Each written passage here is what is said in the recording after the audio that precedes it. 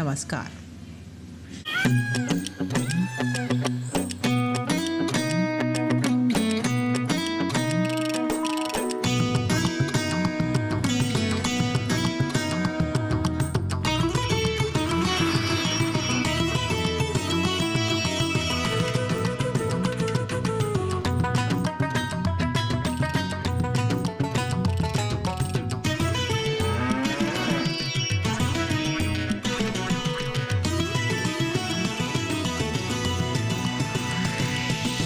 DD किसान, बदलते भारत की शान।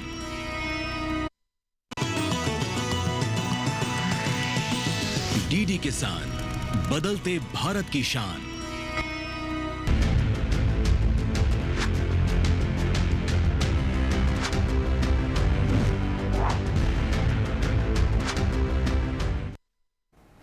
नमस्कार, आप सभी का स्वागत है दूरदर्शन किसान पर। मैं हूं आपके साथ पुलकित शुक्ला और आप देखना शुरू कर चुके हैं कार्यक्रम सच के साथ। हर साल 15 अगस्त को पूरे भारत में स्वतंत्रता दिवस के रूप में मनाया जाता है और इस साल 15 अगस्त 2025 को भारत के आज़ादी के पूरे 78 साल हो चुके हैं। इस 78 साल की लंबी यात्रा के दौरान इस पूरे वतन का जो भार था वो संभाले रखा था कृषि क्षेत्र ने। जी हाँ दोस्तों, आज़ादी के समय की अगर हम बात करें, जो देश के सामने कई चुनौतियां थीं, उन चुनौतियों के सामने ये चुनौती ये भी थी कि देश की जो खाद्यान्न की मांग थी उसको कैसे पूरा किया जाए। और उस समय की जो कृषि की परिस्थितियां थीं वो किसी से छुपी हुई नहीं है। किसान भाई वर्षा आधारित खेती करते थे, जिसके परिणाम स्वरूप कई बार सूखा पड़ जाता था, फसलें बर्बाद हो जाती थी। पुराने तरीकों से किसान भाई खेती करते थे, जिसके परिणाम स्वरूप ये भी देखने को मिलता था कि उत्पादन कम होता था। और साथ ही साथ इन तमाम चीज़ों से निपटते हुए अगर किसान भाई के हाथ में कुछ आता भी था तो कहीं ना कहीं किसान भाई को अंत में जाके, जिन किसानों ने कर्ज ले रखा था, कर ले रखा था, तो वो कहीं ना कहीं जमींदारों को कर निपटाने में वो चीज़ें निपट जाती थी। अंत में किसान के हाथ खाली रह जाते थे। इन तमाम चुनौतियों के साथ साथ कृषि के क्षेत्र में धीरे धीरे बदलाव आया, समय धीरे धीरे बदलता गया और उसके बाद कृषि क्षेत्र में व्यापक बदलाव देखने को मिले। वो व्यापक बदलाव कुछ इस प्रकार से थे कि हमने देखा कि जब कृषि में खाद्यान्न की मांग की जब बात हुई तो देश के अंदर हरित क्रांति आई। हरित क्रांति के तहत देश के तमाम जो जनसंख्या थी, देश के कोने कोने हिस्से में हरित क्रांति का असर देखने को मिला और जो खाद्यान्न की मांग हमारी थी उसको पूरा किया गया। इसके परिणाम स्वरूप बहुत से बदलाव और भी देखने को मिले। वो बदलाव कुछ इस प्रकार से थे, किसान भाइयों को उनकी भूमि का मालिकाना हक मिला। देश के तमाम हिस्सों में कृषि शिक्षा या फिर बात करें अनुसंधान केंद्रों को स्थापना की गई। साथ ही साथ इसके सिंचाई परियोजनाओं में विस्तार किया गया और न केवल खेती किसानी पर जोर दिया गया, इसके साथ साथ ही पशुपालन हो, डेयरी हो या मत्स्य पालन विभाग हो, इनके लिए भी ऐसे निर्णायक नीतियां बनाई गई जिससे इनका विकास हो चुके। और इनके विकास का परिणाम आज इस प्रकार से हम देख रहे हैं कि देश के न केवल देश स्तर पर बल्कि अंतर्राष्ट्रीय स्तर पर पशुपालन हो या डेयरी मंत्रालय हो या फिर बात करें हम मत्स्य पालन क्षेत्र की, इन तमाम चीज़ों का डंका बज रहा है। इसके उत्पादन में हम कहाँ पहुँच गए हैं, ये भी देखने वाली बात है। इन तमाम विकास की रफ्तार से अगर देखा जाए तो इन विकास की रफ्तार को गति देते हुए मौजूदा सरकार ने विकसित भारत बनाने का एक परिकल्पना की संकल्प को उठाना है।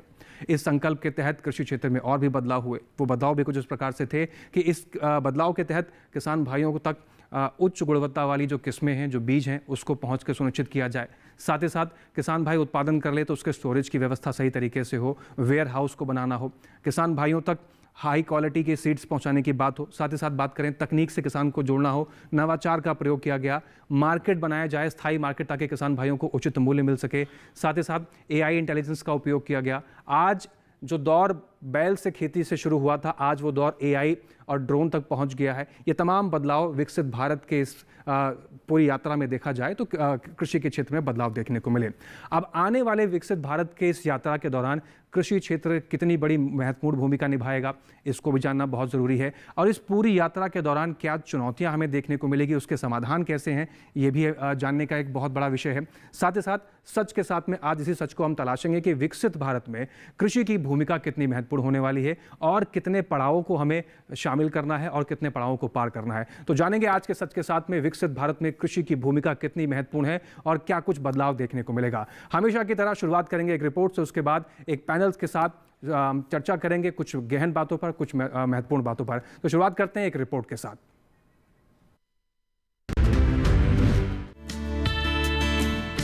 किसी भी देश के विकास के लिए कुछ महत्वपूर्ण बातों का होना जरूरी है। और इसमें सबसे महत्वपूर्ण है कृषि। ऐसा इसलिए क्योंकि कृषि भारतीय अर्थव्यवस्था की रीढ़ है। कृषि न सिर्फ देश की खाद्य सुरक्षा सुनिश्चित करती है, बल्कि ग्रामीण आजीविका और रोजगार का भी एक महत्वपूर्ण स्रोत है। कृषि और किसानों के बिना राष्ट्र के विकास की परिकल्पना भी नहीं की जा सकती। भारत की लगभग 54.6% आबादी कृषि और संबंधित गतिविधियों में लगी हुई है। ये आंकड़ा 2011 की जनगणना पर आधारित है और इसमें वे लोग शामिल हैं जो प्रत्यक्ष रूप से खेती करते हैं या कृषि से जुड़े अन्य काम करते हैं। वर्ष 2047 तक विकसित भारत बनने का भारत का दृष्टिकोण एक विकसित, समृद्ध और समावेशी राष्ट्र, मजबूत आधारभूत क्षेत्रों पर आधारित है और कृषि इस परिवर्तन का केंद्र बिंदु बनी हुई है। कृषि न सिर्फ खाद्य सुरक्षा का आधार है, बल्कि ये ग्रामीण अर्थव्यवस्था, रोजगार और औद्योगिक कच्चे माल का मुख्य स्रोत भी है। विकसित भारत की परिकल्पना तभी साकार हो सकती है जब कृषि को आत्मनिर्भर, आधुनिक और सतत बनाया जाए। इसके लिए सरकार की ओर से भी काफी प्रयास किए जा रहे हैं। इसी क्रम में विकसित कृषि संकल्प अभियान की शुरुआत किसानों के लिए एक महत्वपूर्ण पहल है। साथ ही ये कृषि के विकास को समर्थन देने का एक अनूठा प्रयास भी है। इस अभियान के तहत वैज्ञानिक दल प्रयोगशाला से खेत तक जाएंगे, किसानों तक व्यापक डेटा पहुंचाएंगे और उन्हें कृषि से जुड़े उन्नत ज्ञान से अवगत कराएंगे। किसानों का उत्थान भी कृषि के विकास के लिए जरूरी है। दरअसल किसानों के विकास से कृषि का विकास और कृषि के विकास से देश का विकास जुड़ा हुआ है। जब देश का किसान सशक्त होगा, तभी देश की कृषि और अर्थव्यवस्था को सशक्त किया जा सकता है। इसके लिए किसान उत्पादक संगठनों को बढ़ावा दिया जा रहा है। एफपीओ के माध्यम से किसानों की सौदेबाजी की शक्ति बढ़ाने और बाजार पहुंच में सुधार के लिए समर्थन प्रदान किया जा रहा है। रोजगार सृजन और ग्रामीण आय बढ़ाने के लिए कृषि स्टार्टअप और कृषि मूल्य श्रृंखला में नवाचार को बढ़ावा दिया जा रहा है। ग्रामीण युवाओं और कृषक समुदायों के लिए क्षमता निर्माण और उद्यमिता सहायता प्रदान की जा रही है। इतना ही नहीं, सरकार किसानों को सशक्त बनाने के लिए पीएम किसान सम्मान निधि योजना के अंतर्गत किसानों के सीधे खाते में 6,000 रुपए की मदद कर रही है। इससे छोटे किसान भी बेहतर खेती कर पा रहे हैं।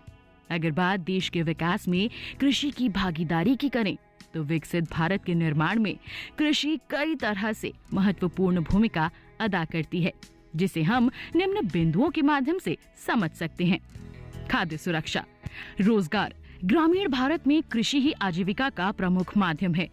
ग्रामीण विकास, कृषि ग्रामीण विकास में महत्वपूर्ण भूमिका निभाती है और ये ग्रामीण क्षेत्रों में आर्थिक विकास और सामाजिक परिवर्तन को बढ़ावा देती है।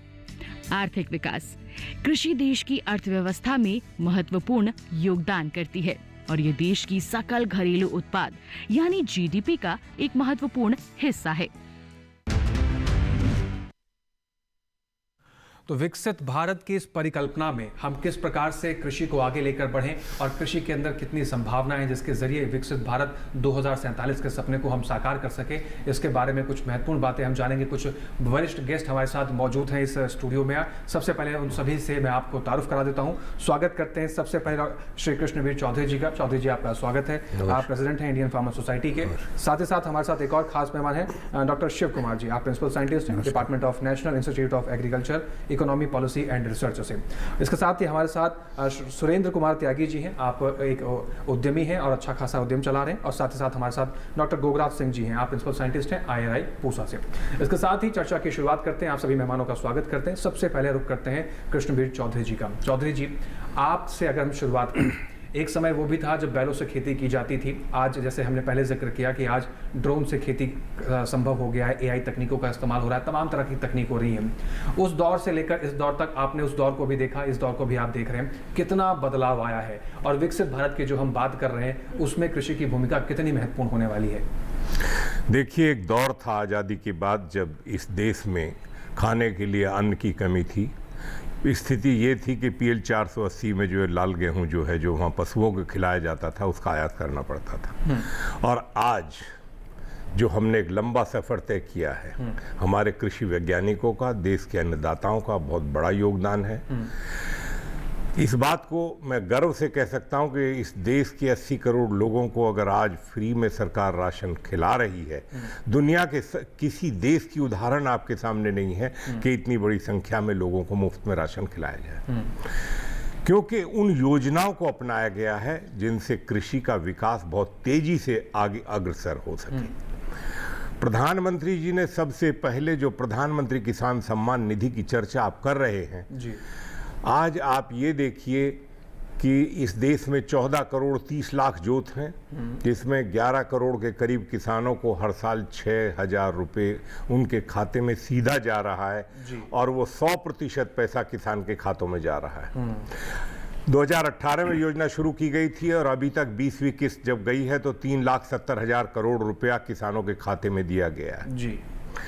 अब हम बात करते हैं फसल बीमा योजना की, क्योंकि जब किसानों की फसल में नुकसान होता था प्राकृतिक आपदा से, सूखे से, किसी तो उसमें बाढ़ से, तो किसानों को 100-100 200-200 रुपए के चेक प्रदेश सरकारें देती थी, एक तरीके से मजाक होता था। और अभी तक पिछले 11 सालों में 1,83,000 करोड़ रुपए का भुगतान किसानों के खाते में जा चुका है और जो वर्तमान में किस्त जारी है ये अतिरिक्त है जी। तीसरी योजना पर हम बात करते हैं कि फर्टिलाइजर सब्सिडी के बारे में हम बात करते हैं। किसानों को ये शिकायत रहती है कि हमें उर्वरक महंगा मिलता है। सरकार ने 11 सालों के अंदर 14 लाख करोड़ रुपए की सब्सिडी उर्वरकों पे दी, इसलिए कि किसानों को हम उचित मूल्य पर उर्वरकों को मुहैया करा सकें। बिल्कुल। जब हम न्यूनतम समर्थन मूल्य की व्यवस्थाओं में सुधार की बात करते हैं तो मैं कहने में मुझे गर्व भी होता है कि एमएसपी की जो खरीद है 11 वर्षों में, गेहूं की, धान की, कपास की, दलहन की, तिलहन की, वो 23 लाख करोड़ रुपए से ज्यादा की खरीद सरकार ने 11 वर्षों में की है जी। और ये एक बहुत बड़ा वॉल्यूम है, इसे कहना इतना आसान नहीं है।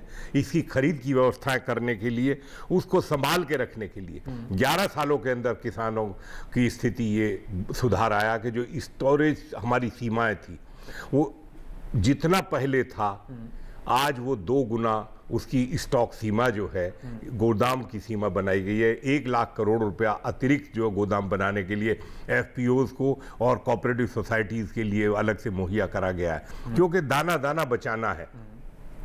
एक दिन वो था कि सड़कों के किनारे अगर निकलते थे तो गेहूं और धान बरसात में खुले में पड़ा रहता था, तिरपाल पड़ी होती थी, फटे हाल में होता था और वो सड़ता था और बाद में वो बर्बाद होता था। मैं बात करता हूं बजट की। अगर हम 2013 का बजट देखें तो मात्र 22,000 करोड़ रुपए का बजट होता था कृषि के क्षेत्र में जी। क्योंकि किसी भी क्षेत्र के जब विकास की बात करते हैं तो उस बजट की चर्चा में बात करना सबसे आवश्यक हो जाता है। आज वो बजट 22,000 करोड़ से बढ़कर 11 सालों के अंदर 1,27,000 करोड़ का बजट प्रतिवर्ष इस सरकार ने किया है। ये विकास की एक बहुत लंबी यात्रा है और इस यात्रा में सबसे ज्यादा जो है, जो पैसे की जरूरत है वो दिया जा रहा है। मैं खाद्यान्न उत्पादन की बात जरूर कहना चाहूँगा, राष्ट्र के सामने रखना चाहता हूँ कि जो उत्पादन 11 साल पहले 246 मिलियन टन था, आज वो बढ़कर 354 मिलियन टन हो गया है जी। और जब हम बागवानी के क्षेत्र की बात करते हैं तो 280 मिलियन टन से बढ़कर 362 मिलियन टन आज बागवानी के क्षेत्र में उत्पादन हो गया जी। जब हम किसान क्रेडिट कार्ड की बात करते हैं तो आज किसान को 4% की दर पर जो है किसान क्रेडिट कार्ड से क्रेडिट मुहैया किया जा रहा है। अब उसकी सीमा 3 लाख से बढ़ाकर 5 लाख कर दी गई है। पहले किसान की स्थिति ये थी कि वो साहूकारों से, आढ़तियों से कर्जा लेता था बीज के लिए, डीजल के लिए, खाद के लिए और उसे बहुत अनाप शनाप ब्याज उससे वसूला जाता था, उसका शोषण होता था किसानों का जी। और आज शोषण से मुक्ति कराने के लिए सरकार ने सभी किसानों को किसान क्रेडिट कार्ड मुहैया कराया है जी। कृष्णबीर जी, और आपने जो इसमें दो आंकड़े और मैं देश के सामने रखना है जी। माइक्रो इरिगेशन की हम बात करते हैं। सिंचाई जो है सबसे महत्वपूर्ण है, बीज के अलावा सिंचाई है। एक दिन था कि सूखे का एरिया था और लगभग 34% सिंचित एरिया था, आज वो 55% सिंचित एरिया है। और माइक्रो इरिगेशन की जब हम बात करते हैं, जो इस देश में 11 साल पहले 42 लाख हेक्टेयर था, आज वो बढ़कर 100 लाख हेक्टेयर इन 11 सालों के अंदर वो माइक्रो इरिगेशन का एरिया जो है बढ़ाया गया है। ये सरकार की योजनाएं हैं, इसलिए कि कृषि में उत्पादन बढ़ाना है, किसानों को आर्थिक रूप से मजबूत करना है, तो उसके उत्पाद की लागत मिले। ई नाम मंडियों को बनाया है, देश में एफपीओज को बनाया है। पहले हमारे हर जिले में कृषि विज्ञान केंद्र था, अब एक एक जिले में 2-2 कृषि विज्ञान केंद्र भी बनाए जा रहे हैं। उद्देश्य बहुत साफ है और वर्तमान सरकार ने और तुरंत अभी के हाल में तो किसानों के साथ सीधे सीधे कृषि वैज्ञानिकों का जो वार्ता है, जो उनका संपर्क होना चाहिए था, टीम बना दी गई है वैज्ञानिकों की जो किसानों के साथ मिलकर काम कर रही हैं। जब हम लैब टू लैंड प्रोग्राम की बात करते हैं तो लैब से लैंड तक तो वैज्ञानिक ही किसानों तक ले जाएंगे। बिल्कुल, पहली बार ये नई शुरुआत की गई है। परिणाम किसानों के सामने हैं, वो बहुत खुश हैं और वो कह रहे हैं कि हमें तमाम तरीके की जानकारियां जो है, जो वैज्ञानिकों की टीम आती है, वो हमको देती है। इसी से ग्रामीण विकास जुड़ा है और इस देश की सबसे बड़ी मुद्रा रोटी है। इस कोरोना काल के अंदर मैं गर्व से कहता हूं, इस देश के अन्नदाताओं ने पूरी तरीके से खाद्यान्न सुरक्षा में इस राष्ट्र को आत्मनिर्भर बनाया और आत्मनिर्भर रखा और सब कुछ मुहैया किया। दुनिया की बड़ी बड़ी ताकतें, जो बड़े देश थे, अपने को विकसित राष्ट्र कहते थे, उनकी धराशायी उनकी परिस्थितियां हो गई थी, उसमें देश सुरक्षित था। ये हमारी सबसे बड़ी मुद्रा है जिसमें आज हम आत्मनिर्भर इस देश के अन्नदाताओं ने राष्ट्र को बनाया। आज हम निर्यात की परिस्थिति में है। ग्रीन रिवॉल्यूशन के बाद श्वेत रिवॉल्यूशन और श्वेत के बाद जो है ब्लू रिवॉल्यूशन हो गया और आज इसमें आगे की तरफ जो है ब्लू रिवॉल्यूशन में नई योजनाएं और बड़ा विकास का कार्य चल रहा है। बिल्कुल चौधरी साहब, आपने बहुत सारी बातें का जिक्र किया और आपने बताया किस प्रकार से सरकार के प्रयासों से जो आज इस यात्रा के दौरान हम यहाँ तक पहुँचे हैं, ये सरकार की नीतियों की बदौलत ही है कि इस प्रकार के कीर्तिमान कृषि के क्षेत्र में स्थापित किए और किसान भाइयों को भी उस दौर से निकालकर आज यहाँ तक पहुँचाया गया है। किसान भाइयों की आर्थिक तौर पर से मदद हो या बात करें हम तमाम तकनीकों का उपयोग हो या तमाम तरह की सहायता हो, सरकार कहीं भी पीछे नहीं हटती और उसी नीतियों का ये परिणाम है कि आज हम इस मुकाम पर पहुंचे हैं। रुक करते हैं अपने दूसरे मेहमान डॉक्टर शिव कुमार जी का। डॉक्टर शिव कुमार जी, अगर हम आंकड़ों की बात करें, 46% लोग हमारे देश में ऐसे हैं जो एग्रीकल्चर से एम्प्लॉयड होते हैं और जीडीपी में अगर कृषि के योगदान की बात की जाए तो लगभग 17% के आसपास देखी जाती है। कहा यह भी जाता है कि जितने ज़्यादा प्रतिशत एम्प्लॉयमेंट कृषि के क्षेत्र में रहेगा उतना समय लगता है किसी भी देश को विकसित होने में। अगर 46% एम्प्लॉयमेंट अभी भी कृषि से मिल रहा है हमारे देश को, तो जो विकसित भारत का हमारा सपना है, इसको हम किस प्रकार से पार कर पाएंगे और किस प्रकार से हम वहाँ तक पहुँचेंगे? इसका बड़ा सिंपल सा तरीका है। हमारी जो मैन्युफैक्चरिंग कैपेसिटी है ना कंट्री की, वो बहुत सीमित है। इसको बढ़ाने की ज़रूरत है। गवर्नमेंट के प्रयास इस दिशा में चल रहे हैं। जैसे हरियाणा में करीब 10 MIT के लिए लैंड का इन्होंने प्रोविज़न रखा है। किसान थोड़े से शुरू में झिझक रहे हैं देने से, लेकिन धीरे धीरे देनी पड़ेगी क्योंकि ये कैपेसिटी देश की बढ़ती है तो उन्हीं युवाओं को इसी सेक्टर में ऑब्जर्व करने की कैपेसिटी भी देश की बढ़ती है। अगर हम इस मैन्युफैक्चरिंग सेक्टर में आगे नहीं बढ़ पाए तो खेती से किसानों को निकाल करके या किसानों के बच्चों को निकाल करके इस सेक्टर में नहीं रख सकते। इसलिए हमें ये एग्रो बेस्ड इंडस्ट्री और जितनी भी दूसरी हैं वो सारी की सारी रॉ मटेरियल, वैल्यू एडिशन और एक्सपोर्ट लिंक ब्रांड के साथ में ये सब करना पड़ेगा। इसके लिए इंटीग्रेटेड अप्रोच बहुत ज़रूरी है।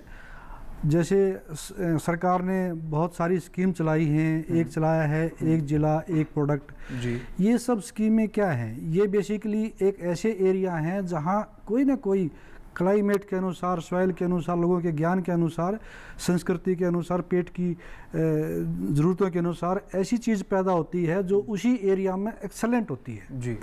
और उसी तरह से उनको पहचान करके प्रोडक्ट को, उसको वैल्यू एडिशन और उसी एरिया में पूरी इंडस्ट्री इकोसिस्टम सेटअप करके हाई क्वालिटी की, यानी कि सेकेंडरी एग्रीकल्चर, रॉ मटेरियल से जो प्रोसेस होता है उसको सेकेंडरी दूसरी तरह की खेती बोलते हैं, और एक टर्सरी होती है उसी में से मोलिक्यूल लेवल पे और अलग करके उनको आगे ले जाना। यानी कि जितना वैल्यू ऐड होगा इस देश में उतनी एग्रो इंडस्ट्री की ताकत से होगा और उतना ही यूथ सेकेंडरी और टर्सरी एग्रीकल्चर में खेती जहाँ रॉ मटेरियल पैदा होता है उससे निकल करके आएगा। ये अच्छी बात है, ये गवर्नमेंट का प्रयास इस दिशा में है और डेवलपिंग कंट्री से डेवलप्ड कंट्री का यही रास्ता है जी। हम रॉ मटेरियल प्रोड्यूस करके और अपना पेट भर के शांत नहीं रह सकते हैं अगर देश को विकसित करना है। इस दिशा में सरकार की जो पहल है वो बहुत अच्छी है और इसमें सब सारा खेल किसानों को अवेयरनेस करने का है, इसकी क्या है मतलब आपके जीवन में बदलाव की संभावनाएं। ये कृषि विकसित के लिए बहुत ज़रूरी है और देश विकसित के लिए इसके साथ साथ में बहुत ज़रूरी है जी। यानी इस क्षेत्र में आगे बढ़ने के लिए और विकसित भारत का जो सपना है उसको साकार करने के लिए हमें अपने बाहों को फैलाना पड़ेगा और जो तमाम चीज़ें हैं उसका विस्तार करना पड़ेगा और किसान भाइयों को इन बदलाव को भी स्वीकार करना पड़ेगा। जैसे आपने कहा मैन्युफैक्चरिंग सेक्टर की बात की, हमारे साथ एक और गेस्ट हैं, उनका रुख कर लेते हैं। सुरेंद्र कुमार त्यागी जी हैं, उद्यमी हैं।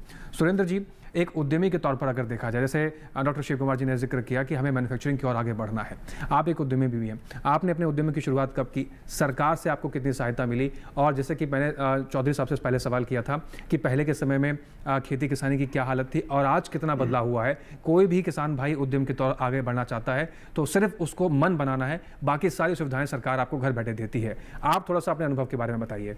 जी, मैंने 2004 में शुरुआत की थी फार्मिंग की। आदरणीय भारत भूषण त्यागी जी जो पद्मश्री हैं उनके मार्गदर्शन में जी। आज भी मैं उनसे मार्गदर्शन लेता रहता हूँ, लगातार कर रहा हूँ। लेकिन मैंने इसमें विशेष ये रहा है मेरा कि मैं पहले से ही औषधीय खेती की तरफ ध्यान था और मेरा मुख्य जो क्रॉप है वो सहफसली के साथ है लेकिन हल्दी है। तो अब सरकार का जो पिछले दिनों भी ये चला था कि विकसित कृषि संकल्प अभियान, इससे सीधे सीधे है कि भाई विकसित कृषि को कैसे विकसित किया जाए जी। तो भारत सरकार का जो कृषि एवं किसान कल्याण मंत्रालय है उसकी ये बहुत ही अनूठी पहल है। दूर दराज के इलाकों में जैसे अभी किसी डिस्ट्रिक्ट में पहले 1 KVK था, अब 2-2 भी बन रहे हैं, लेकिन जिला बड़ा होने से जागरूकता की कमी रहती थी। किसान उस KVK तक, कृषि विभाग तक या जो और भी संस्थाएं हैं सरकारी उन तक नहीं पहुंच पाते थे। तो ये जो पहल पिछले दिनों चली है इससे बहुत अच्छा तो ये हुआ है कि लैब टू लैंड, यानी जो ऑफिस तक किसान नहीं जा पा रहा है, विभिन्न कृषि विभाग या KVK तक नहीं जा पा रहा है, तो उसकी जानकारी के अभाव में, जागरूकता के अभाव में वो आगे नहीं बढ़ पाता था। तो एक तो सरकार की सबसे अच्छी पहल ये रही है कि इससे जागरूकता किसान को घर बैठे मिल गई है। मतलब जो किसान वहां तक जाने में संभव नहीं अपने को कर पा रहा था वो किसान ने दे दिया है। दूसरा किसान को मिल गया है। और एक बात यह है कि अभी आप पूछ रहे हैं कि भी किसान को या उद्यमिता की तरफ बढ़ने के लिए किसान सरकार की क्या योजनाएं हैं या सरकार किस किस रूप में मतलब पहल करती है जी। तो बहुत सारी योजनाएं सरकार की चल रही हैं। मान लीजिएगा KVK है तो KVK का है कि भी तकनीकी ज्ञान संपन्न किसान, तो तकनीकी ज्ञान किसान को फ्री मिल रहा है और इस बार तो इस योजना के थ्रू घर तक पहुंच गया, मतलब गांव-गांव तक पहुंच गया। तो ये सबसे बड़ी पहल हुई है। दूसरा, कृषि विभाग के अलावा भी जो उद्यान विभाग है उसके माध्यम से भी बहुत सारी योजनाएं चलती रहती हैं, बहुत सारे किसानों के लिए मेले लगते रहते हैं। उनमें सरकार बहुत ज़्यादा मतलब मेलों के द्वारा जो एग्जीबिशंस लगती हैं उनके द्वारा जो किसान उद्यमिता की तरफ बढ़ना चाहते हैं हम जैसे, तो उनको सरकार बहुत विभिन्न मंचों के माध्यम से नई नई स्कीम ला के उनको प्रोत्साहित करती है जी। अब किसान पूर्ण कब होगा? माना अन्नदाता के रूप में किसान है, लेकिन अन्नदाता इतनी असहज स्थिति में मतलब आता रहा है इस देश के अंदर कि भाई वो कहने को अन्नदाता है लेकिन उसकी स्थिति नहीं बढ़ रही है। तो उसके लिए मैं एक बात यहाँ स्पष्ट बताना चाहूँगा आपके राष्ट्रीय चैनल के माध्यम से कि पूर्ण किसान तब होगा जब वो किसान उद्यमिता की तरफ को बढ़े, यानी उसने कोई चीज़ प्रोडक्शन किया। मान लीजिएगा कि एक हल्दी ही पैदा की, तो हल्दी को एक प्रोडक्शन आया तो प्रोडक्शन के बाद उसे प्रोसेसिंग में जाना पड़ेगा, प्रोसेसिंग के बाद उसको पैकेजिंग में जाना पड़ेगा, पैकेजिंग के बाद मार्केटिंग जाना पड़ेगा। अगर उसने ये तीनों स्टेप पार कर लिए, यानी प्रोडक्शन हाथ में आया, हम केवल मंडी के भरोसे सीमित ना रहे, उसके बाद हमने उसको प्रोसेसिंग के बाद पैकेजिंग मार्केटिंग तक गई, तो उसका सरकार का जो दावा है और वादा है कि दुगना नहीं, तो मैं ये दावा करता हूँ कि दुगना नहीं, तिगनी नहीं, 4-4 गुनी उसको कहीं इनकम बढ़ेगी जी। तो किसानों को जी सुरेंद्र जी, आपकी किसानी बात से तो हम समझ उद्यमिता की गए। तरफ जो को आपने बढ़ना ही बताने की चाहिए। कोशिश की है कि वैल्यू एडिशन और हमें प्रोसेसिंग की तरफ रुख करना पड़ेगा, रुझान करना पड़ेगा, और इस क्षेत्र में सरकार मदद भी कर रही है। डॉक्टर गोगराज जी का रुख कर लेते हैं। डॉक्टर गोगराज जी, इन तमाम फैक्टर्स के अलावा कोई एक और ऐसा फैक्टर जिसे आप देखते हैं जो कृषि की अगर बात करें, जो रीढ़ की हड्डी है हमारे देश की जीडीपी की, इकोनॉमी की, इसमें और मजबूती लाने के लिए, किसान भाइयों को और आगे बढ़ाने के लिए हमें क्या प्रयास करने पड़ेंगे? जो विकसित भारत का हम सपना देख रहे हैं, हमारे प्रधानमंत्री जी का जो संकल्प है 2047 में, उसमें कृषि और किस तरीके से भूमिका निभा सकता है? जी, देखिए, आपने बात की कि अभी चौधरी साहब भी बता रहे थे कि हमारे देश में जो खाद्य उत्पादन है वो बढ़ा है। इसी प्रकार से अगर हम बात करें बागवानी की, ये बहुत बड़ा एक सेक्टर है कृषि के अंतर्गत, जिसमें जो उत्पादन है, टोटल जो बागवानी का उत्पादन है वो लगभग 367 मिलियन टन उत्पादन इस बार हुआ है हॉर्टिकल्चर का। जिसमें अगर हम बात करें सब्जी उत्पादन का, तो सब्जियों का भी लगभग 200 से 214 मिलियन टन इस बार हुआ है, और जिसका जो क्षेत्रफल है वो 11 मिलियन हेक्टेयर रहा है।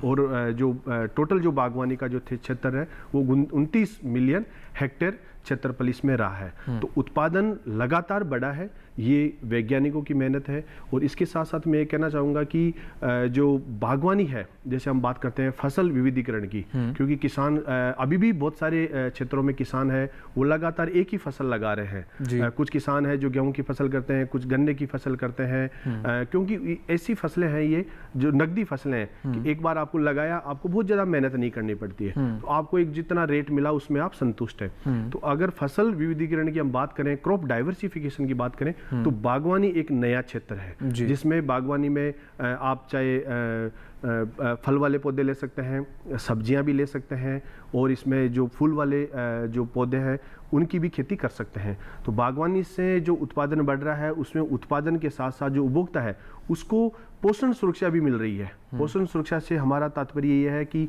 पहले आप देखते थे कि हमें खाने को सिर्फ कुछ 1 या 2 आइटम मिलते थे, जिसमें चपाती होती थी या किसी उसके साथ हम खाते थे चटनी या उसके साथ। आज अगर हम सब्जी का बात करें तो सब्जी का उत्पादन इतना है कि आज हर जिले में, हर जगह सब्जियां पहुंच रही है, एक कोने से दूसरे कोने में देश के में।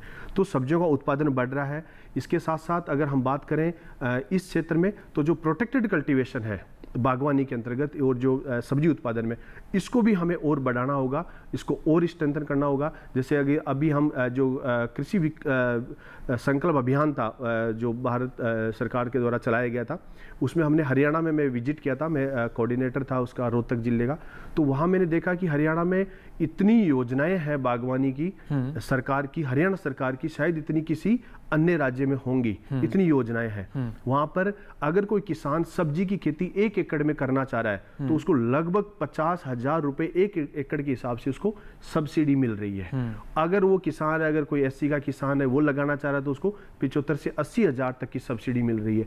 उसी अगर सब्जी को अगर वो बेल वाली जो सब्जी फसलें उनको अगर चढ़ाकर लगा रहा है, मतलब उसको जिसको हम बोलते हैं कि बेल वाली सब्जियों को हम चढ़ाकर लगाना चाहिए, बांस का सहारा देना चाहिए, उस हिसाब से लगा रहा है तो उसको 80,000 तक की सब्सिडी मिल रही है। तो इसी प्रकार की योजनाएं पूरे देश में करने की जरूरत है, जिससे कि किसान इसको करेगा और उसका उत्पादन भी बढ़ेगा। उत्पादन के साथ साथ हमें पोषण सुरक्षा की तरफ भी हम जाएंगे। अब हम निर्भर नहीं रह सकते कि हमें दाल मिल गया या चावल मिल गया, क्योंकि हमारी प्लेट में सब्जियां भी होनी चाहिए, फल भी होने चाहिए। तो इसके लिए हमें विभिन्न प्रकार की जो योजनाएं हैं, जैसे हरियाणा एक मॉडल है, उसी प्रकार की योजनाओं को हमें पूरे देश में लागू करना पड़ेगा। हर जो भी और उसको धरातल लेवल पे वो योजनाएं लागू हो। जैसे चौधरी साहब कह रहे थे कि जो प्रधानमंत्री किसान सम्मान निधि योजना है, उसका जो सीधा पैसा है वो किसान के खाते में खातों में जाता है। और यही जो हम जिक्र कर रहे हैं कि जो निर्णायक नीतियां, जो योजनाएं सरकार द्वारा बनाई जाती हैं,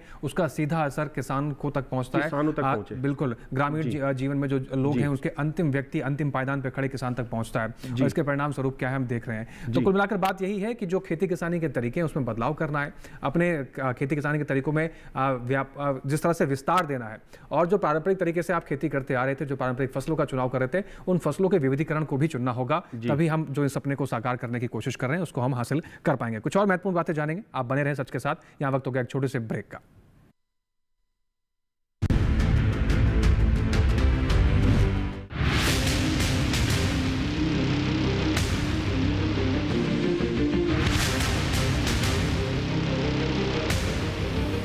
जब तपती है धरती, सूरज उगलता है आग, ठंड में जब सर्दी जमा देती सबके हाल, सब छुप जाते अपने अपने घरों में, तब बाहर निकलता सिर्फ एक इंसान, भरने के लिए हम सबका पेट, खून को पसीने की तरह देता बहा, थक जाता, झुलस जाता, हो जाता बीमार, तब उसकी सेहत का ध्यान रखता सिर्फ डीडी किसान।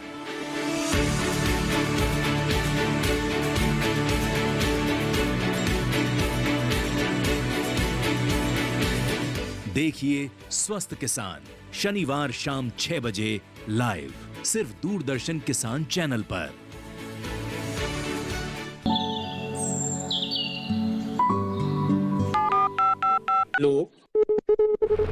कार्यक्रम के पहले कॉलर जुड़ के हम इस बीच हमारे पास कुछ ईमेल्स भी आए हैं। सवाल पूछिए अपना। में जो मकान पैदा करेंगे इनमें कौन सी सावधानी बरतनी है? गर्म इलाकों के लिए आप HRM 99 इनसे आप कुछ फल ले सकते हैं। जैस्मीन के पेड़ पे जैस्मिन फल निहाय। उसको पूरी खुली धूप चाहिए। फसल में कीट लगा हो या कोई बीमारी, पशुपालन में हो कोई दिक्कत या चाहिए कोई जानकारी, फोन उठाइए, नंबर मिलाइए और कहें हेलो किसान। सोमवार, बुधवार और शुक्रवार शाम 6 से 7 बजे सिर्फ डीडी किसान पर।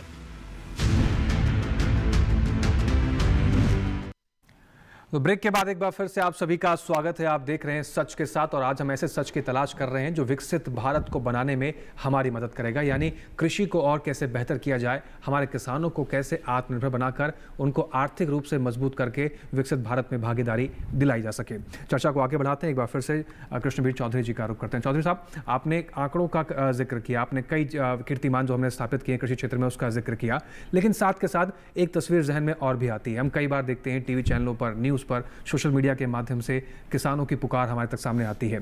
किसान भाई कई बार देखते हैं कि मंडियों में, अभी हाल की घटना का जिक्र किया जाए, मध्य प्रदेश में एक किसान ने अपनी टमाटर की फसल को पानी में बहा दिया और इस प्रकार से हम कई किसान देखते हैं जो ट्रॉलियों में सामान अपना माल ले जाते हैं, सही दाम न मिलने के कारण वो अपने फसल को बर्बाद कर देते हैं, कुचल देते हैं। तो ये तस्वीरें काफ़ी दुखद होती हैं और अगर इस तरीके से किसान रहेंगे तो शायद जो विकसित भारत का हम सपना लेके चल रहे हैं उसमें कहीं ना कहीं बाधा भी देखने को मिलेगी।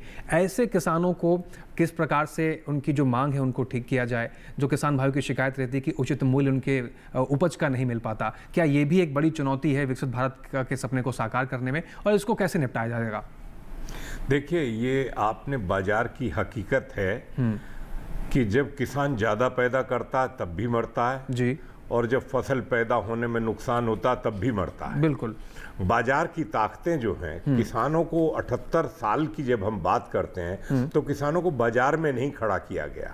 आज जो यंग जनरेशन है उनसे जो कहा जा रहा है कि आप एग्रो प्रोसेसिंग में आइए, अगर आप टमाटर बेचकर ही काम चलाना चाहते हैं तो उसमें शोषण हो रहा है। उसका तो प्रधानमंत्री जी कह चुके हैं कि टोमेटो, ओनियन और पोटैटो टॉप। प्रयास ये है कि इन 3 बड़ी फसलों का एक रिजर्व प्राइस जो है प्रदेश सरकारें तय करें जी, और उससे नीलामी जो है उससे कम पर मंडियों में या बाजार में नीलामी ना हो। इस तरीके की व्यवस्थाओं में बाजार में सुधार करने की आवश्यकता है। हरियाणा सरकार ने एक प्रयास शुरू किया था कि आप 4 रुपए किलो से ऑक्शन शुरू करेंगे और उन्होंने सब्जियों की लिस्ट बना दी, टमाटर की, गोभी की, शिमला मिर्च की, उस तमाम चीज़ों का ये है कि उन्होंने तय कर दिया कि ये क्राइटेरिया हमारा है जी। हमारा कहना है कि राष्ट्रीय स्तर पर भी एक ऐसी योजना की जरूरत है और इसे जो प्रधानमंत्री जी ने MSP कमेटी का गठन किया हुआ उसमें इस पर विस्तार से 3 बड़ी फसलों पर चर्चा की गई है और हम सभी लोग चर्चा में उसमें अपने अपने सुझाव रख रहे हैं। कोशिश ये है कि इसका समाधान बाजार से निकलेगा। ई नाम मंडियों को बनाने का उद्देश्य ये था और किसानों के FPO बनाने का उद्देश्य ये था कि जो उन फसलों को पैदा करने वाले किसान है वो अपना FPO करें और उनकी बार्गेनिंग क्षमता जो बढ़े, क्योंकि जब 300 किसानों का माल होगा एरिया का तो मंडी में शोषण से मुक्ति तो नहीं कह सकता, लेकिन मंडी के शोषण से कुछ हद तक बचाव हो सकता है। आप ये देखेंगे इनाम मंडी में कहाँ भाव आज ज़्यादा है। आप सब 300 फार्मर इकट्ठा करके, 400 फार्मर इकट्ठा करके, उसकी लिमिट नहीं है, टॉप की अपर लिमिट नहीं है, तो वो आप इनाम मंडी को आपूर्ति कर सकते हैं। एक तो सुझाव ये है जी। दूसरा सुझाव ये है कि आप एग्रो प्रोसेसिंग में यंग जनरेशन को आना पड़ेगा। बिल्कुल। ये छोटे छोटे देश हैं, थाईलैंड है, फिलीपींस है, मलेशिया है, ये इनका अगर प्रोसेसिंग की बात करें तो 90% 95% तक प्रोसेसिंग करते हैं। हमारी अभी तक प्रोसेसिंग के क्षेत्र में हम बहुत पिछड़ गए थे। अब प्रधानमंत्री जी पूरी तरीके से क्लस्टर बेस एग्रो प्रोसेसिंग बढ़ावा देने के लिए जो है योजनाओं को लागू करवा रहे हैं। यही वजह है कि 20-20 लाख रुपए तक का लोन जो है जी बिना लैंड की गारंटी के यंग जनरेशन को देने की सुविधाएं बैंकों से की गई हैं। क्योंकि आप जब तक प्रोसेसिंग करेंगे, पैकिंग करेंगे, उपभोक्ता तक मार्केटिंग करेंगे, एक टीम वर्क करेंगे।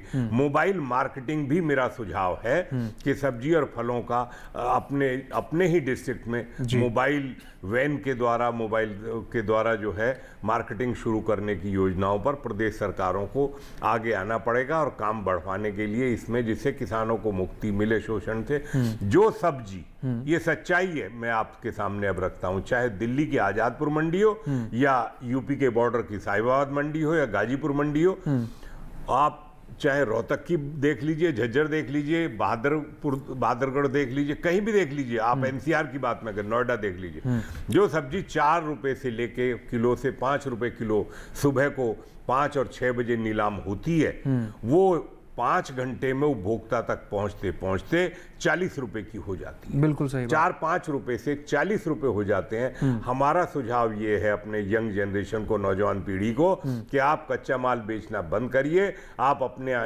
कोल्ड स्टोरेज, कूलिंग चेन खड़ा करिए, मोबाइल वैन करिए और आप सीधे उपभोक्ता को आपूर्ति करने के लिए आगे आइए। तभी आपको आर्थिक रूप से जो है लाभ होगा। तब आपकी जो शोषण से मुक्ति, जो बिचौलियों का शोषण है, उससे मुक्ति तभी मिलेगी। और सरकार इसमें पूरी तरह से, हर तरह से सब्सिडी करने को, हर तरह से बागवानी विभाग इसमें काम कर रहा है। नेशनल हॉर्टिकल्चर मिशन के अंतर्गत एपेडा अपनी अलग योजनाओं से काम करवा रहा है।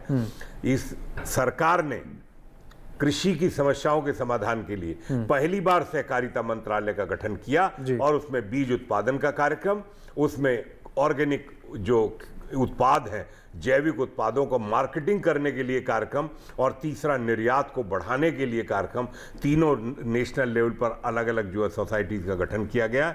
उद्देश्य यही है कि मार्केटिंग में जो शोषण किसानों का हो रहा है उससे मुक्ति दिलाने के लिए सरकार प्रयासरत है। और जो प्राइमरी सोसाइटीज हैं ग्राम स्तर पर, उनको इस बाजार में खड़ा करने के लिए प्रयासरत है सरकार, क्योंकि जब तक वो स्थानीय स्तर का भागीदारी नहीं होगी, सुधार मुश्किल होता है। जी, ये बहुत महत्वपूर्ण बात आपने जिक्र किया है। लेकिन इसके साथ ही अगर डॉक्टर शिव कुमार जी आपसे जानने की कोशिश करें, जैसे शिव कुमार जी, डॉक्टर माफ़ कीजिए, चौधरी साहब ने बहुत चीज़ों का जिक्र किया।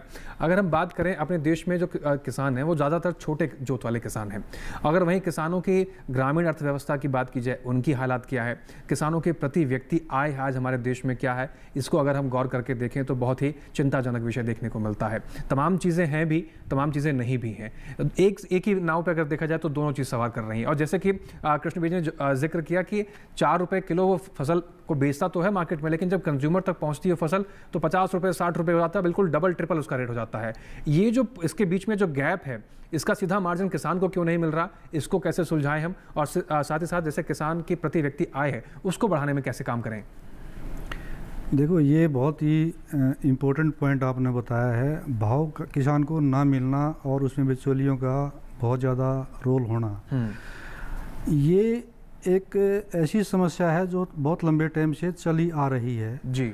और इस पर सरकार की भी काबू नहीं चल रहा है कुछ, क्योंकि जो मंडी में आदमी हैं वो सारे प्राइवेट ही हैं प्रोक्योरमेंट के अलावा।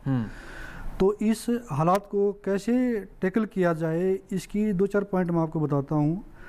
एक तो ये है, जो ये टेक्नोलॉजी आई है आर्टिफिशियल इंटेलिजेंस, इससे आप जो व्यवहार बिचौलिए का मंडी के अंदर है किसान के साथ में, उसकी एक विजुअल जो हरकतें वो करता है, बोली के साथ में मिल करके जो व्यवहार वो करता है, जैसी हरकतें वो करता है, आप उनके साथ उसको डाटा, लाइव डाटा जनरेट कीजिए और उसको इकट्ठा कीजिए पूरे कंट्री का। जब आप इसको डाटा बेस को एनालिसिस करेंगे तो आपको खास तरह के पैटर्न मिलेंगे। तो ये जो बिचौलिया हैं ये पहले ही दिमाग मिला के आते हैं हमें रेट देना है। ऑक्शन ऐसे लगता है बहुत अड़की चीज़ हो गई है, पहले से ही दिमाग मिलना सभी आड़तियों का ऐसा लगता है कि ये तो एक ऐसा हो गया इस लिमिट से ज़्यादा कुछ जाएगा ही नहीं, आपकी क्वालिटी प्रोड्यूसी कितनी अच्छी हो। इन चीज़ों को टैकल करने के लिए टेक्नोलॉजी का सहारा लिया जाएगा। ऐसे ही कुछ इंटेलिजेंस सिस्टम हैं मार्केट के, मैक्सिमम इंफॉर्मेशन फार्मर के पास जाए जी, ये होने वाला है, ये प्रेडिक्शन है। इस तरह आप स्टेप उठाइए। ये जितना नॉलेज किसान के पास जाएगा, यानी कि जितनी उसके पास इंफॉर्मेशन होगी उतनी ताकत उसमें आएगी भाव लेने की। अदरवाइज ये बहुत मुश्किल काम है जिसमें हम खड़े हुए हैं। सरकार की यही नीयत है, अभी जो टेक्नोलॉजी है उसमें बहुत ज़्यादा पावर है ये सब बैरियर तोड़ने की जी, लेकिन इस एरिया में रिसर्च ज़्यादा नहीं है और ज़्यादा स्टार्टअप और इस तरह की चीज़ें नहीं आई हैं। लेकिन अगर इस टेक्नोलॉजी के साथ, इस एक्सपर्टाइज साथ जाते हैं तो ये जिंक्स भी टूट जाएगा। जी हाँ बिल्कुल। डॉक्टर घोगराज जी का रुख करते हैं। डॉक्टर घोगराज जी, वहीं अगर हम बागवानी फसलों की बात करते हैं, उत्पादन इतना हो गया और किसी भी क्षेत्र में उत्पादन जब बहुत अधिक हो जाता है तो हमें उस उत्पादन को प्रोसेसिंग की ओर ले जाना होता है, यही एक प्रक्रिया कहती है। अगर हम बागवानी के क्षेत्र में किसान भाइयों को अग्रसर करें कि आप प्रोसेसिंग के लिए जुड़िए, तो उसमें क्या संभावनाएं हैं? प्रोसेसिंग का प्लांट लगाने के लिए क्या हमारे देश के जो छोटे मीडियम किसान हैं वो सक्षम हैं? क्या उनको उतनी सुविधाएं मुहैया कराई जाएंगी कि इस प्रकार से वो प्लांट लगा सकें? और प्लांट लगा तो लेते हैं लेकिन प्लांट लंबे समय तक रन कर पाएं, इसकी भी थोड़ी सी दिक्कत देखने को मिलती है। जी देखिए, आप अगर बात करते हैं कि प्रोसेसिंग की, तो जो बागवानी का जो उत्पादन हो रहा है उसका 2% 3% के लगभग सिर्फ प्रोसेसिंग में जा रहा है जी।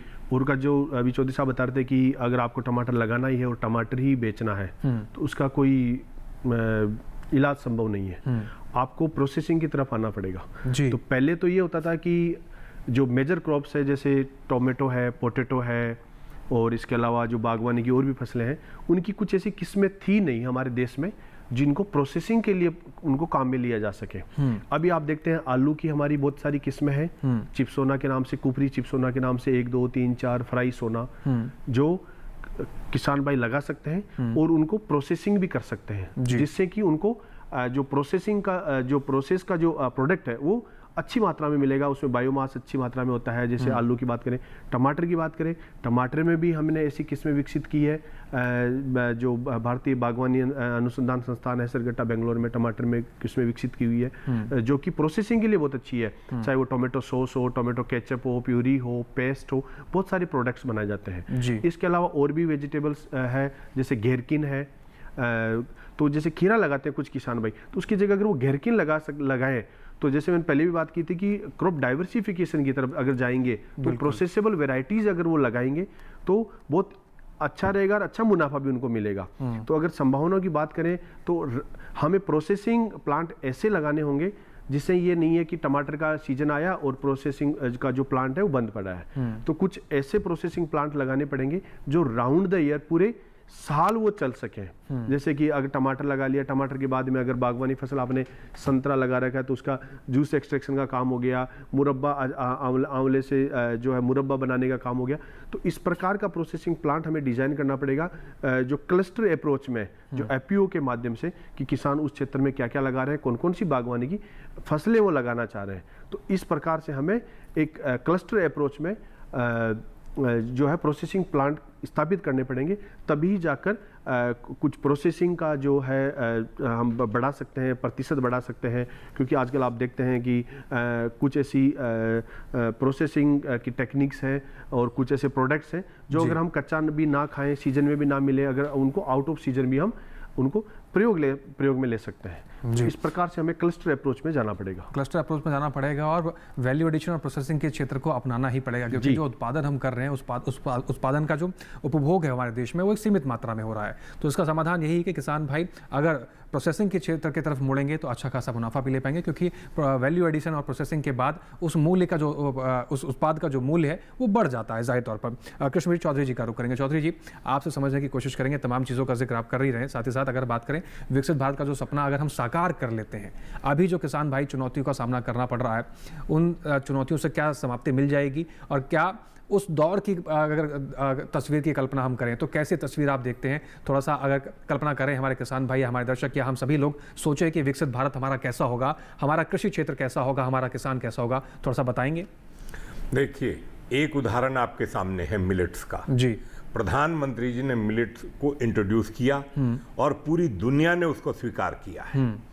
ये मैंने एग्जाम्पल इसलिए दिया है कि उस बाजरे को लोग खाते नहीं थे, जानते नहीं थे। कितने लोग शहरों के लोग थे, कितनी बड़ी आबादी इस देश की थी जिनको कुछ पता नहीं था कि बाजरा जो है कितना ताकतवर है शरीर के लिए, कितना आवश्यक है शरीर की पूर्ति के लिए।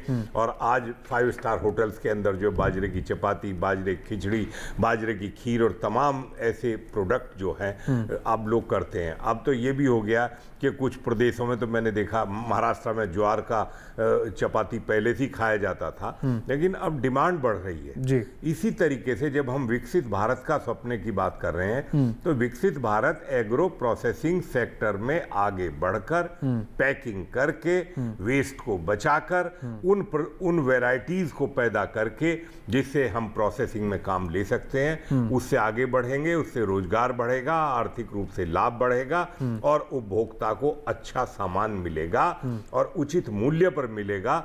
ये सारी चीजें लिंकेज है और इसमें मेरा ये मानना है कि जो स्टार्टअप्स हैं, जो कोऑपरेटिव सेक्टर है और जो एफपीओज हैं, इन तीनों का एक ऐसा ग्रुप है ये अलग अलग। जैसे नेफेड, पहले मैं आपको एग्जांपल देता हूं, नेफेड पहले प्रोसेसिंग कराता था, टोमेटो सॉस बनाता था जी, गुआवा जूस बनाता था, मैंगो जूस बनाता था, एप्पल जूस बनाता था, तमाम तरीके के अचार और मुरब्बा बनाता था और उसको जो उन्होंने जो है एग्रो प्रोसेसिंग की एक इंडस्ट्री थी आजादपुर मंडी से आगे और धीरे धीरे वो जो है टेक्नोलॉजी ना अपना कर पुरानी मशीनों से काम चलाने का प्रयास किया और वो उसमें फेल हो गए क्योंकि मुनाफे का ही एक उद्देश्य है बिजनेस का, लेकिन किसानों के क्षेत्र में उद्देश्य है रोजगार बढ़ाना और उनको सीधे सीधे जो फूड पार्क की योजना शुरू की गई थी उसमें भी किसानों को लाभ इसलिए नहीं मिला कि वो मंडी से सीधे खरीदने शुरू किया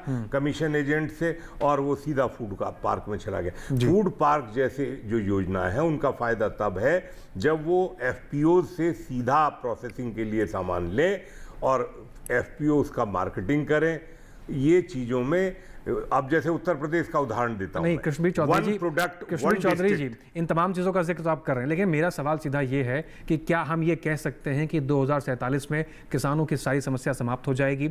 जो इन चीज़ों से किसान भाई आज परेशान हैं उनकी समस्याओं को खत्म किया जाएगा, किसान भाई खुशहाल जीवन को जी सकेंगे, आर्थिक रूप से किसान भाई मजबूत हो सकेंगे, जो फसल किसान भाइयों की बर्बाद होती है प्राकृतिक रूप से छोड़ दिया जाए तो बाकी किन्हीं कारणों की वजह से फसलें बर्बाद नहीं होंगी, किसान हर तरीके से सामाजिक आर्थिक रूप से अच्छा बन सकेगा।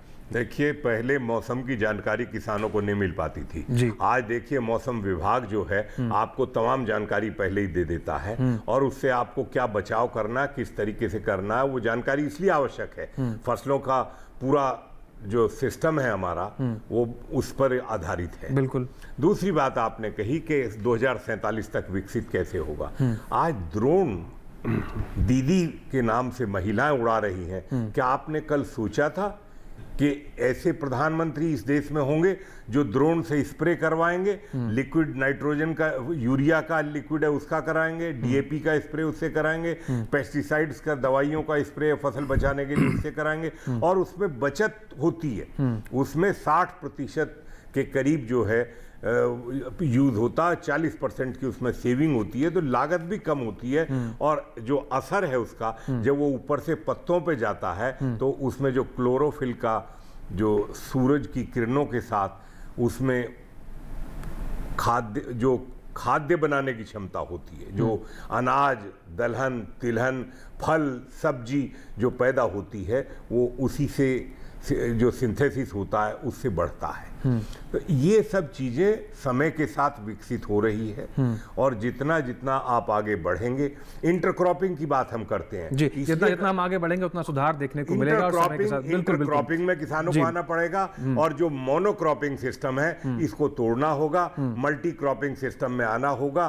तभी आप जब एक साल में 2, 3, 4 फसल लेंगे, 2, 3 फसल तो कम से कम लेंगे तो देश में उत्पादकता बढ़ेगी, उत्पादन लागत कम होगी, किसान आर्थिक रूप में मजबूत होगा होगा, और जब आर्थिक रूप से किसान मजबूत होगा तो गांव मजबूत होगा और उससे देश मजबूत होगा। इसका ढांचा आज भी भारत का कृषि पर टिका है। जब हम जीडीपी की बात करते हैं तो आपने अभी कहा कि 17% जीडीपी है, मैं स्वीकार करता हूं इस बात को, लेकिन ये होलसेल प्राइस इंडेक्स की जीडीपी है। जब हम यूएस की बात करते हैं तो कंज्यूमर प्राइस इंडेक्स पर जीडीपी कैलकुलेट की जाती है। अगर उस हिसाब से करेंगे तो जैसे अभी मैंने सब्जी का और फलों का उदाहरण दिया, उससे ये 3 गुना जीडीपी आ जाती है। बिल्कुल। लेकिन दिक्कत यह है कि किसान को नहीं मिलता वो हिस्सा जो उसका मिलना उसको। चुनौती तो सर यही है सारी, किसानों को नहीं मिलता। बिल्कुल, इसी चुनौतियों को पार पाना पड़ेगा। इसलिए बनाई है। मैं लौटूंगा आपके पास चौधरी साहब। मैं फिलहाल सुरेंद्र कुमार त्यागी जी का रुख करता हूं। त्यागी जी, आज के समय में देश के अंदर जो हमारे किसान भाई हैं वो खेती के साथ साथ क्या उद्यम को भी चला सकते हैं? बहुत कम शब्दों में, क्योंकि समय समाप्ति की ओर इशारा कर रहा है, तो थोड़ा कम संक्षिप्त में रखिएगा।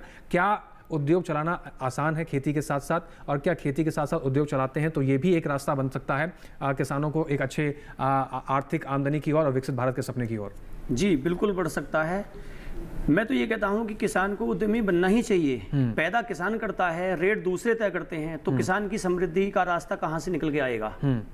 किसान अगर उद्यमी होगा वो अपने रेट खुद तय कर पाएगा। और आजकल बड़ी बड़ी कंपनियों की अपेक्षा किसान का विश्वास करते हैं। अगर किसान के घर से सीधे किचन तक जाता है, परिवारों तक जाता है, तो उसका विश्वास बहुत ज़्यादा होता है। तो किसान यदि उद्यमिता की तरफ को बढ़ता है, अपनी क्रॉप को प्रोसेसिंग में ले जाता है, तो उसे रेट तो ज़्यादा मिलेगा ही, लेकिन उसकी एक पहचान भी होगी और वो धीरे धीरे उद्यमिता की तरफ बढ़ जाएगा, समृद्ध होता चला जाएगा। जब किसान समृद्ध होगा तो देश की जो अधिकांश आबादी है वो गाँव पे निर्भर है, गाँव में किसान निवास करते हैं, तो फिर देश की समृद्धि भी साथ साथ होगी। तो किसान को बिल्कुल निश्चित तौर पे उद्यमिता की तरफ आना चाहिए और उसको रेट भी अच्छे मिलेंगे और पूरी किसान की समृद्धि के साथ पूरे देश समृद्ध होगा। तो 2047 में जो आप कह रहे हैं कि जो मतलब विकसित भारत है वो निश्चित विकसित हो जाएगा, क्योंकि विकास जो है वो गांव से निकल के जाएगा और आबादी क्योंकि किसान की ज़्यादा है और किसान की वो हालत अभी अन्नदाता कहने को है लेकिन वो है नहीं।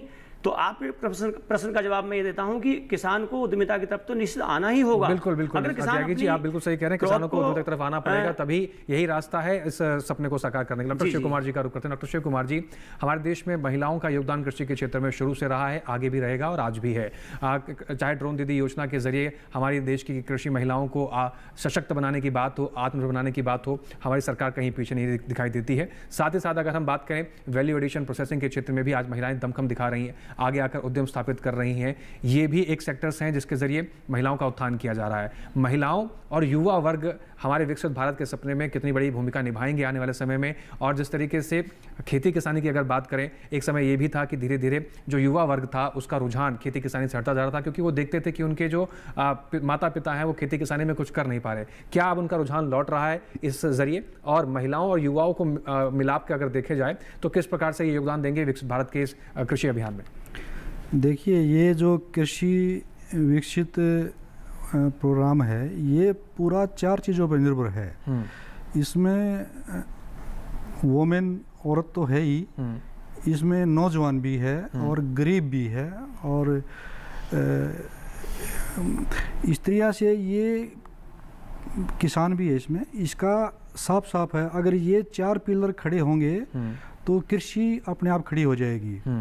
और ये जो बदलाव हो रहा है और अभी जो चल रहा है, जो चौधरी साहब ने बताया पास्ट में बदलाव था, उसकी रफ्तार जो बदलाव था पूरा टेक्नोलॉजी में, पॉलिसी में, इन्वायरमेंट में, वो थोड़ा सा स्लो था, समझने में आसानी थी, खास करके 1995 से पहले।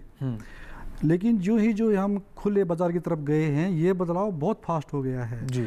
और अब हालात ऐसे हो गए हैं, हमारे फ्री ट्रेड एग्रीमेंट हो रहे हैं अलग अलग देशों से, धमकियां मिल रही हैं देश को, नहीं करोगे तो ये कर देंगे, बहुत कुछ, मतलब एक ऐसा मंथन चल रहा है। हमें भी उसी तरह से तैयार होना पड़ेगा और इन 4 पिलर के साथ ही खड़ा होना पड़ेगा। हमारे क्या हथियार हैं इनसे लड़ने के लिए? पहला है तकनीकी टेक्नोलॉजी, जिसके सहारे हम लड़ सकते हैं, वो हमारे पास है। और बहुत टेक्नोलॉजी ऐसी आ रही है जिनका एग्रीकल्चर में यूज होने की बहुत ज़्यादा संभावनाएं हैं, बिल्कुल उस तरफ बढ़ रहे हैं, सरकार की नीतियां आ रही हैं। दूसरा है नीतियां, जो नीतियां पास्ट में थी वो मॉडिफाई हो रही हैं और नई आ रही हैं, और बहुत सारी बिल्कुल ही नई आ रही हैं। ऐसे प्राइवेट फूड प्रोडक्शन सिस्टम देश में आ गए हैं, उनके सर्टिफिकेशन ही अलग तरह के हैं। तो इस तरह से हमें एडजस्ट करना होगा और ऐसे ही इंस्टीट्यूशन जो संस्थाएं हैं वो भी नई नई आ रही हैं। इन 3 के अलावा 2 चीज़ें बहुत ज़रूरी हैं जो इसमें सरकार सोच भी रही है और आने वाले टाइम में ये आप देख भी पाएंगे। एक है पानी। पानी का मतलब यह 40% हमारी जो खेती है वो नहरों से होती है। इसी को बढ़ा करके, जैसे नहरों को जोड़ने का प्रोग्राम सरकार का है जी। इसको अगर हम बढ़ा पाते हैं तो हमारा बहुत सारा ड्राई लैंड एग्रीकल्चर है जो पानी के अंदर आ जाएगा, हमारी प्रोडक्शन झूम जाएगी जी। इसके अलावा एक चीज़ और है, एनर्जी। एनर्जी का होना बहुत ज़रूरी है। सोलर पंप हो या कुछ भी हो, जितनी एनर्जी मैकेनाइजेशन से एग्रीकल्चर में जाएगी उतनी ही हमारी जो प्रोडक्शन है वो बढ़ के आएगी। ये अगर 5 चीज़ें आ जाती हैं तो बल्ले बल्ले है खेती की, और इस दिशा में सारा ही काम हो रहा है। इसके साथ इंफ्रास्ट्रक्चर का बड़ा रोल है। बिल्कुल। जो आपके ट्रांजेक्शन कॉस्ट हैं ये कम करता है, ट्रांसपोर्ट हो रहा है उसका काम कम करता है। आप अभी देख पाएंगे जो खाद्यान्न में महंगाई है इस टाइम पर जी। इस क्वार्टर की रिकॉर्ड कम से कम है देश में पिछले कई सालों में। आपने बहुत बेहतर तरीके से जो 4 एस्पेक्ट का जिक्र किया वो बहुत महत्वपूर्ण रोल निभाते हैं विकसित भारत के सपने को साकार करने में। तो कुल मिलाकर अगर देखा जाए तो इस चर्चा के दौरान यही जानने और समझने को मिलता है कि कृषि के अंदर जो संभावना है उसको साकार किया जा रहा है, और पहले के समय से अब के समय में देखा जाए तो एक जमीन आसमान का अंतर देखने को मिलता है। किसान भाई तक अंतिम किसान है वहां तक सुविधाएं मुहैया की जा रही हैं, वहां तक हर चीज की पहुंच सुनिश्चित की जा रही है। जो किसान पहले एक मूलभूत सुविधाओं के लिए तरसता था, आज उन किसानों तक जो ज़रूरत की सुविधाएं हैं वो तो पहुंच ही रही हैं, साथ ही साथ किसानों का विकास भी हो रहा है। चाहे वो मत्स्य पालन क्षेत्र हो, चाहे पशुपालन क्षेत्र हो, चाहे डेयरी क्षेत्र हो, चाहे खेती किसानी के क्षेत्र में उत्पादन कहां से कहां पहुंच गया, ये भी हम सबके सामने है। तो कुल मिलाकर विकसित भारत के सपने को साकार करने के लिए न केवल सरकार को प्रयास करना है बल्कि किसानों को भी बढ़ चढ़कर सरकार द्वारा चलाई जाए तमाम योजनाएं हैं, तमाम अवेयरनेस प्रोग्राम हैं, तमाम जो स्कीम्स हैं उनका भी लाभ लेना पड़ेगा। तभी मिलजुल कर हम इस सपने को साकार कर पाएंगे, क्योंकि एक बहुत बड़ी कहावत है कि साथी हाथ बढ़ाना, एक अकेला थक जाएगा, मिलकर हाथ बढ़ाना। तो इन तमाम चीजों को ध्यान में रखते हुए हमें आगे बढ़ना होगा। और आप सभी मेहमानों का बहुत शुक्रिया इस कार्यक्रम में जुड़ने के लिए, महत्वपूर्ण जानकारी साझा करेंगे। डॉक्टर गोगराज जी आपका बहुत शुक्रिया, डॉक्टर शिव कुमार जी आपका बहुत शुक्रिया, डॉक्टर श्री कृष्ण बी चौधरी जी आपका भी बहुत शुक्रिया, श्री सुरेंद्र कुमार त्यागी जी आपका भी बहुत शुक्रिया। आप सभी मेहमानों का बहुत शुक्रिया। और इस चर्चा के दौरान हम यही कामना करेंगे जो हमारा सपना है विकसित भारत का 2047 तक, इसको हम साकार कर सकें और हम सभी अपने अपने क्षेत्र में अपने आसपास के किसानों को प्रोत्साहित करें, उनको बढ़ावा दें, तभी हम इस सपने को साकार कर पाएंगे। इसके साथ ही आज के सच के साथ कार्यक्रम में बस इतना ही। फिर से मुलाकात होगी अगले हफ्ते इसी दिन इसी समय, नए विषय के साथ, नए मेहमानों के साथ, नई जानकारियों के साथ। फिलहाल हमें दीजिए आप इजाजत, बने रहें डीडी किसान के साथ। नमस्कार।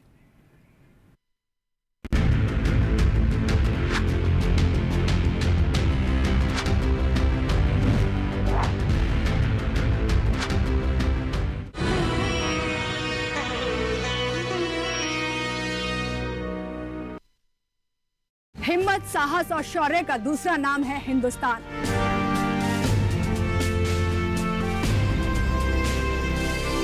हिंदुस्तान के अंदर अंग्रेजों के अत्याचार इस कदर बढ़ चुके थे।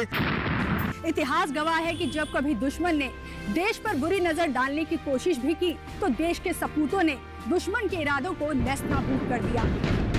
मामा, आपको पता चला कि हमने तोलोलिंग कैप्चर कर लिया है। भारतीय सेना ने जो अपना सबसे कठिन युद्ध लड़ा इतिहास में, वो कारगिल का युद्ध था।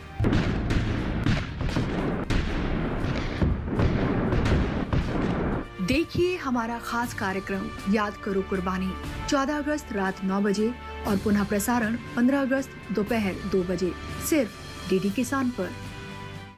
हाईटेक खेती से सशक्त हो रहा है किसान।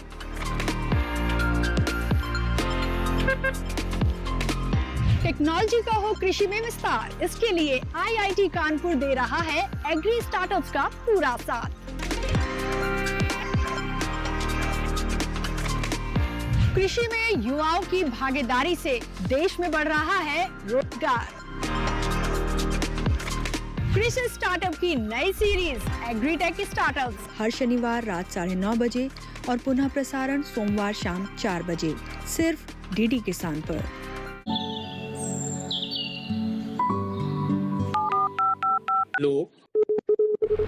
कार्यक्रम के पहले कॉलर जुड़ गए हैं। इस बीच हमारे पास कुछ ईमेल्स भी आए हैं। सवाल पूछिए अपना। जाड़े में जो मकान पैदा करेगी इनमें कौन सी सावधानी बरतनी है? गर्म इलाकों के लिए आप HRM 99 इनसे आप कुछ फल ले सकते हैं। जैस्मीन के पेड़ पे जैस्मीन फल निहाय उसको पूरी खुली धूप चाहिए। फसल में कीट लगा हो या कोई बीमारी, पशुपालन में हो कोई दिक्कत या चाहिए कोई जानकारी, फोन उठाइए, नंबर मिलाइए और कहें हेलो किसान। सोमवार, बुधवार और शुक्रवार शाम 6 से 7 बजे सिर्फ डीडी किसान पर। त्याग, समर्पण और बलिदान, आजाद भारत ने ली अंगड़ाई, चल पड़ा कारवां, सपनों को मिली नई उड़ान, तैयार है एक नया हिंदुस्तान। 79वें स्वतंत्रता दिवस समारोह का लाल किले से सीधा प्रसारण 15 अगस्त सुबह 6:30 बजे से दूरदर्शन के सभी चैनलों पर।